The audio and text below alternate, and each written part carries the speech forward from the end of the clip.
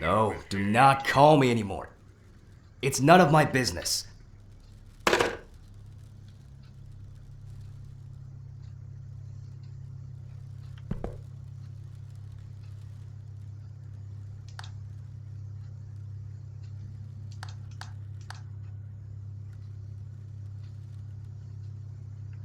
How am I supposed to record a lecture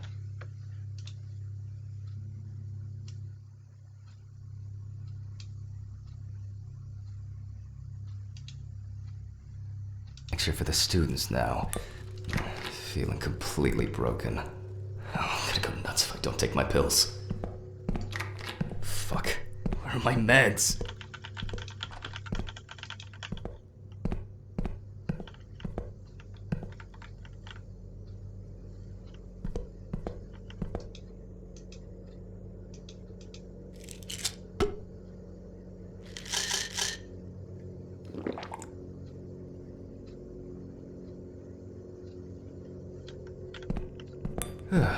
Alright. Now we can go get the camera. Oh, this place is...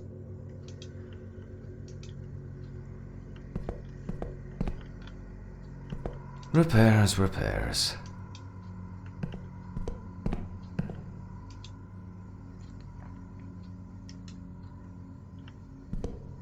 This is not the time for a smoke break.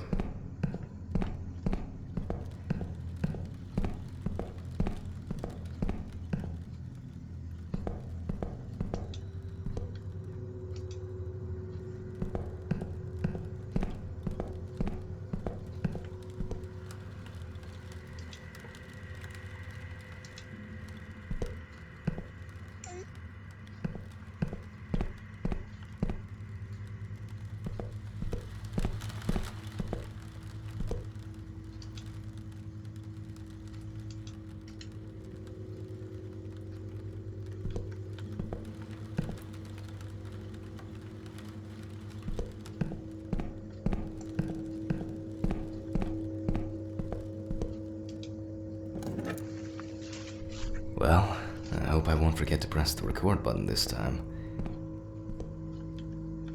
This is not the time for a smoke break.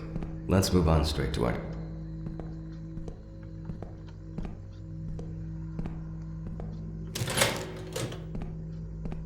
I'm wondering how the new tripod is going to work.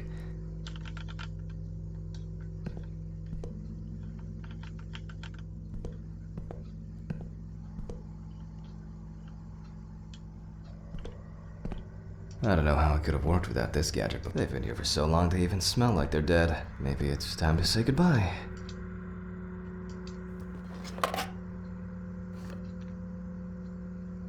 Just frame it properly. Oh, this should be fine. November 21st, 1991. Time, 8:43 p.m. Recording for medical students from the University of Missouri. Well, who do we have here today? Found on the outskirts of a parking lot. The deceased is locally known. The body was found at 7. Mentioned the rookie found on the outskirts of a parking lot near a gas station, where he often... Oh, where are the damn gloves?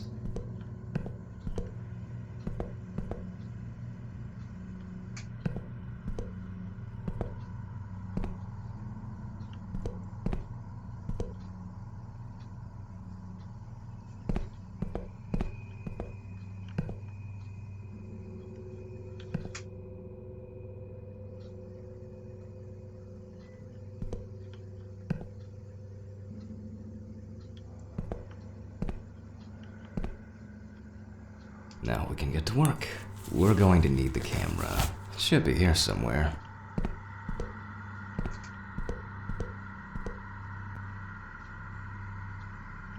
Oh, must have left it in one of the drawers.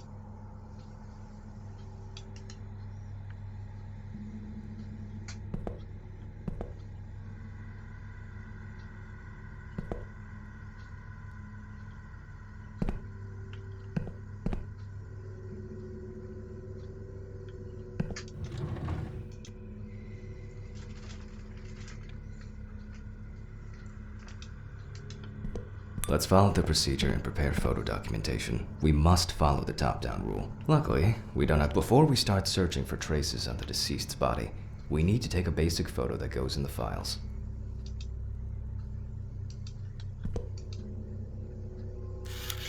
Voila! Now we move on to the next step. Trace search. We're going to need better zoom here. We're going to need better zoom here.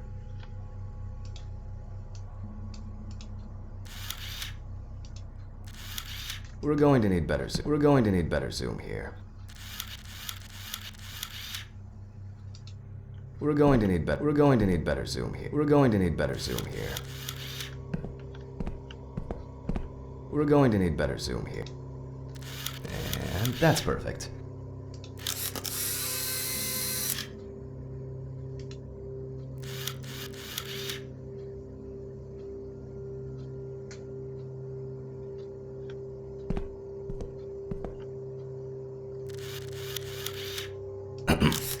Well, you don't have to stand close to be able to smell a strong odor of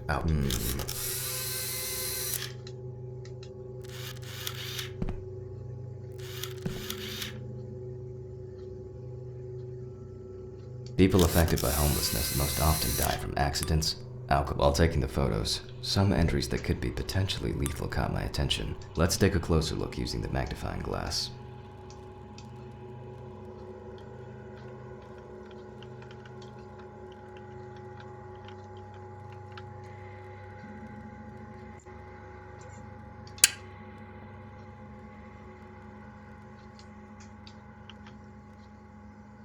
There are frostbite marks all over the deceased's body.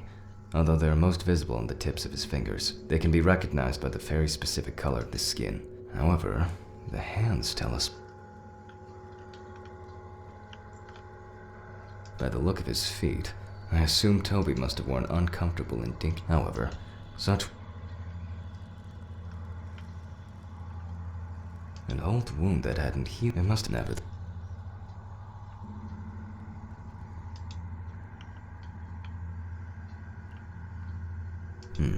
That's something interesting. The will come. What do we have here?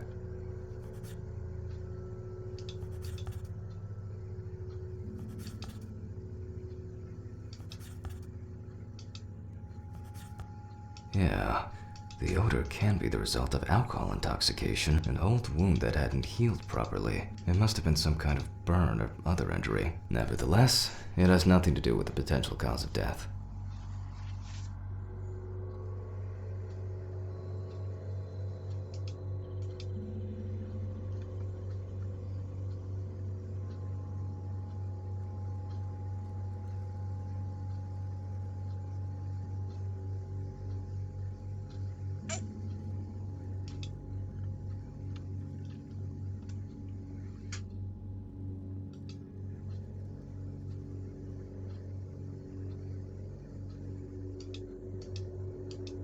It could be freezing to death. The condition of the head, by the look of his feet, I assumed at this point, that's all I can do based on all traces on the body of the deceased. The inside should tell me much more. Let's move back to the body. Now let's check the level of muscle tension. This will allow us to establish time of death. Let's raise the deceased's hand.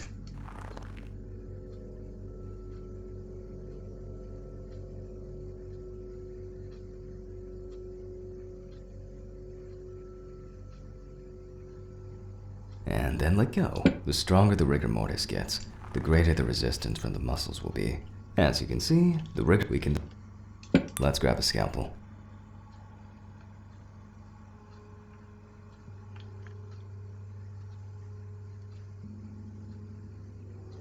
You can boldly cut with the scalpel. It won't hurt him no more. We always start from the neck and move down towards the symphysis pubis. The incision should be deep. Next, we separate the skin and prepare to remove the ribs.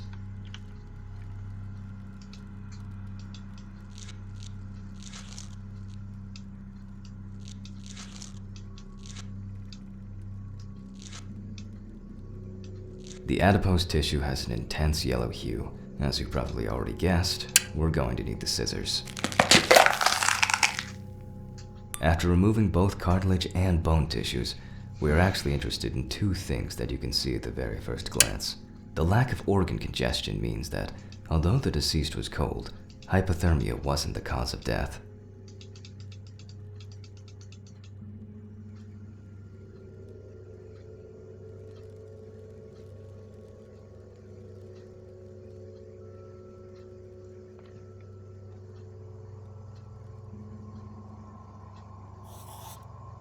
We can eliminate freezing as the cause of death.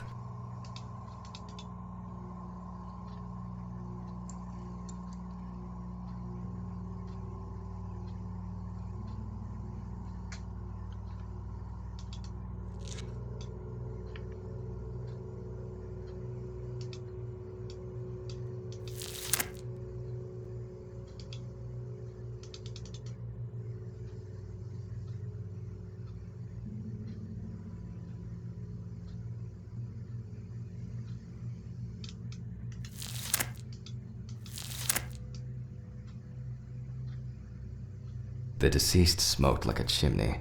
Let's take a closer look. We see widespread black and tarry deposits caused by smoking cigarettes. Despite the tragic condition of the lungs, they are not the cause of death.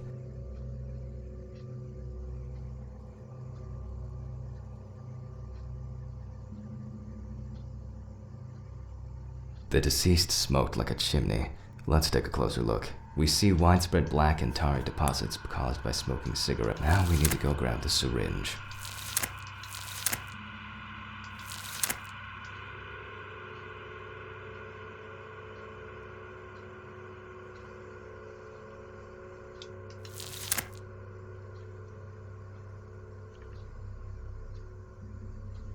At this point, we move on to collecting blood from the heart. 5 milliliters from the left ventricle should do it. Now, we prick the bladder and draw about 10 milliliters of fluid.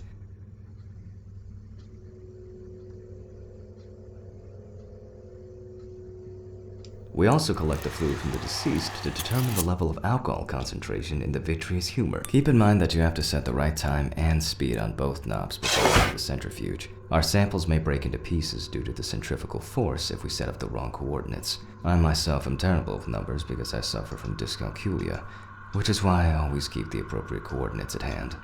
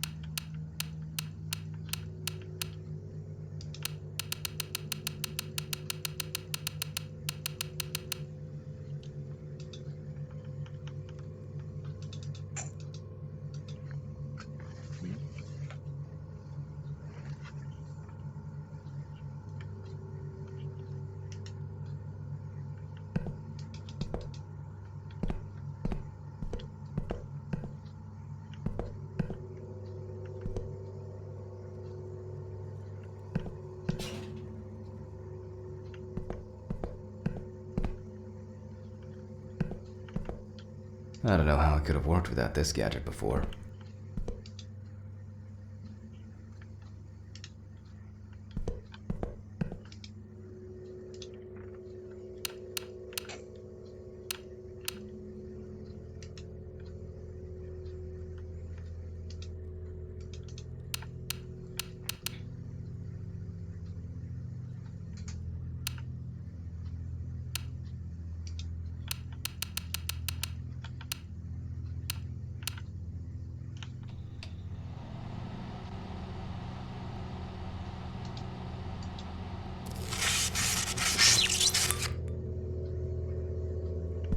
Damn it.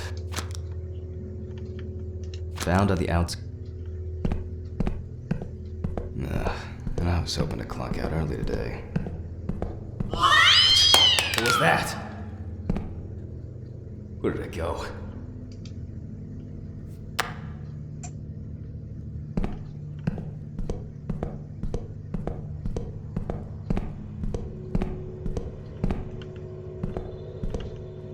This is not the time for a smoke break. Yeah, it's definitely the fuses.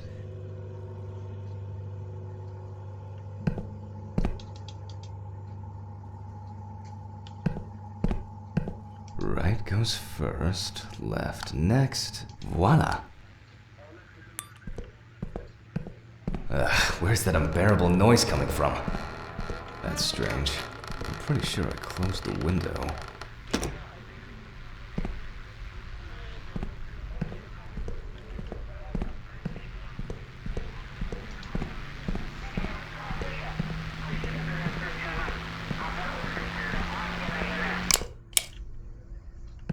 Alright, let's see what where were we? Oh yeah, well, everything is telling us this. Unfortunate.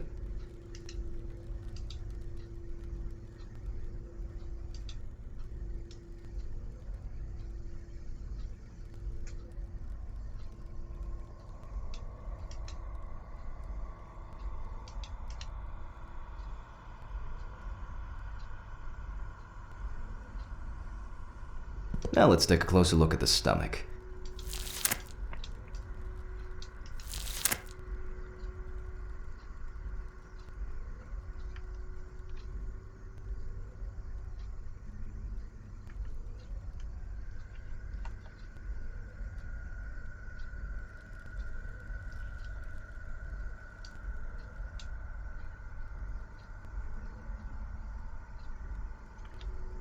I don't need this tool. I don't need this tool now. I don't need this tool now.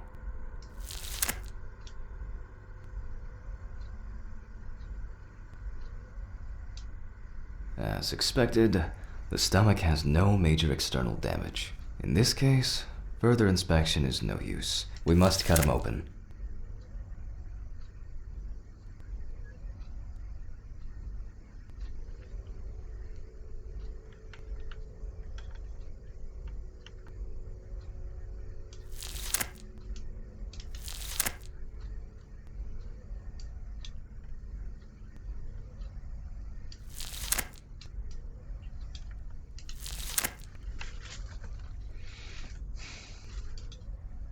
A frequent cause of traumatic. Although alcohol poisoning does not cause death, it does increase the risk.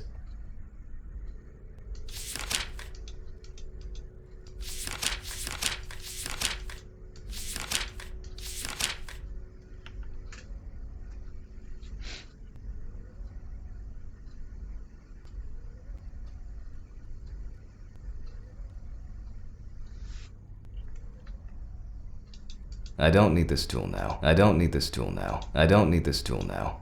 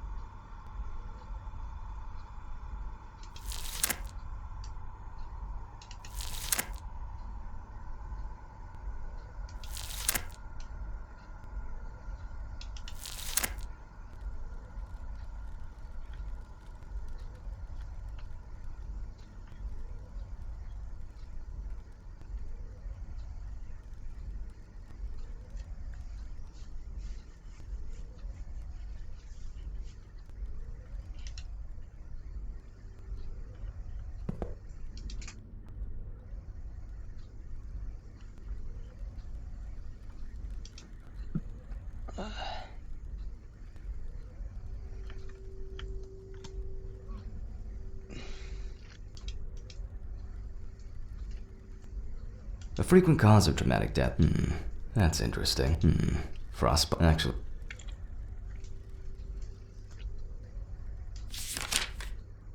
A frequent.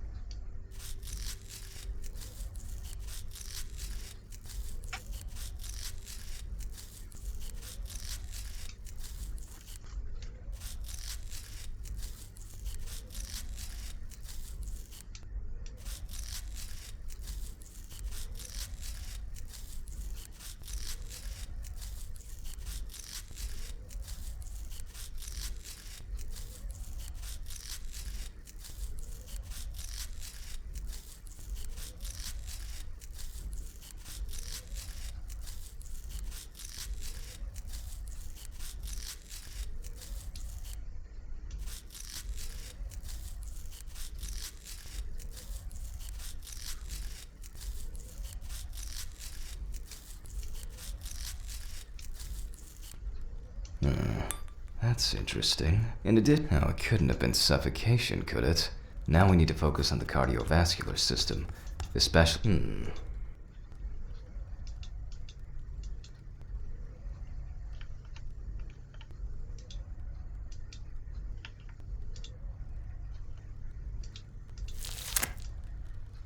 At first glance, the heart looks fine.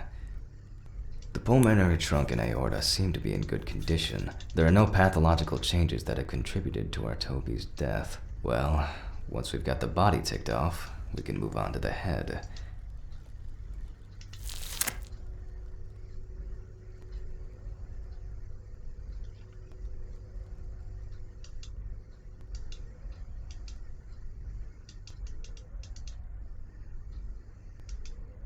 Let's take the autopsy saw to cut through the skull to cleave it in two.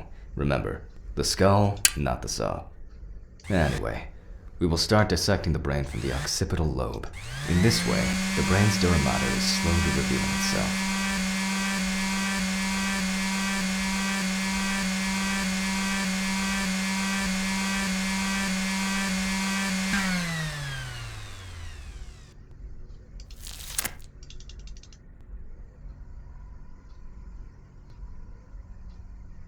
After the basic examination, we can see that the cerebral gyro. So far, so good.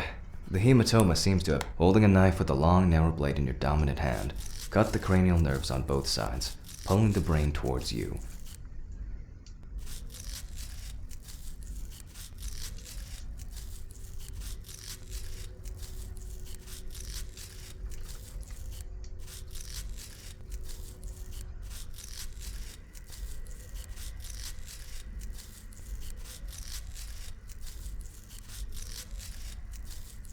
Remember, just one small fragment examined under the magnifying glass is enough to dispel or confirm our doubts. We then take the fragment of the brain to the tray and, literally and figuratively, go over it with a fine-tooth comb. Just as I initially suspected, we can rule the fatal accident out as well.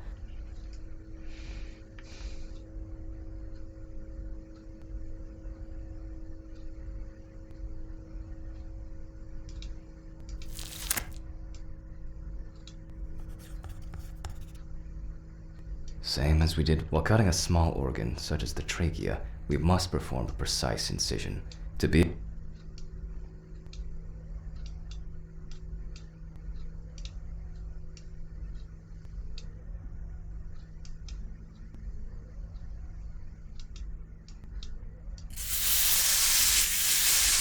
Later, based on the report and then that's what... And now it's all clear. The death was caused by suffocation.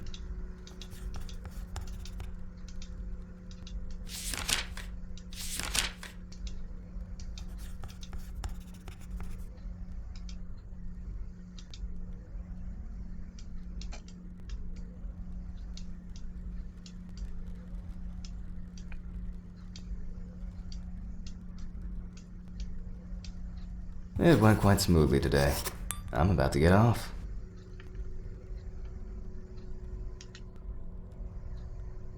We now come to the deceased's neck.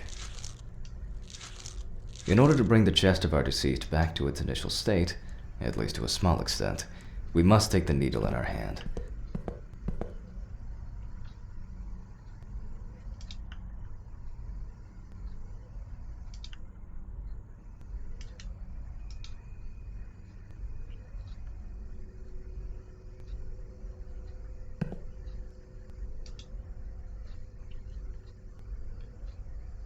We sewed the deceased using the baseball stitch technique. This stitching...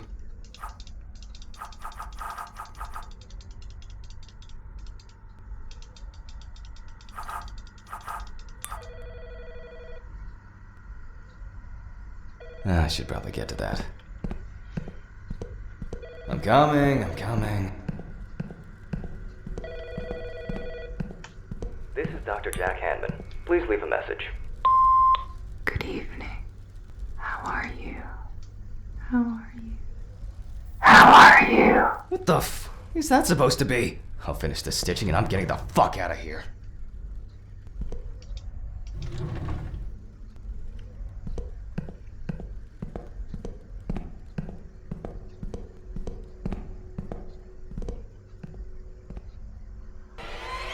What the fuck?